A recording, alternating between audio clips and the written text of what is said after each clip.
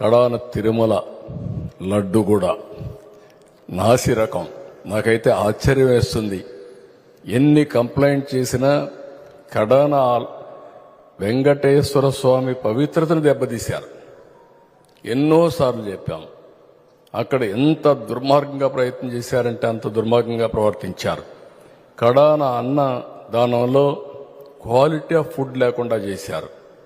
దేవుని దగ్గర పెట్టే ప్రసాదం అపవిత్రం చేసే విధంగా ఓసారి బాధేస్తుంది.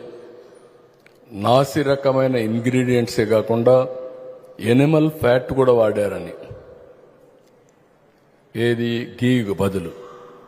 ఈరోజు స్వచ్ఛమైన గీ తెమన్నాం, ప్రక్షాళన చేయమన్నాం. నాణ్యత పెరిగింది, ఇంకా కూడా నాణ్యత పెంచుతాం. అల్టిమేట్గా వెంకటేశ్వర స్వామి మన రాష్ట్రంలో ఉండడం మనందరి అదృష్టం. ప్రపంచం అంతా మన దగ్గరికి వచ్చే పరిస్థితికి వచ్చారు.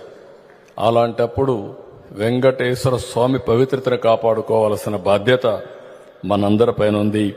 ఇది కూడా చేస్తామని చెప్పి కూడా నేను మీకు తెలియజేస్తున్నా.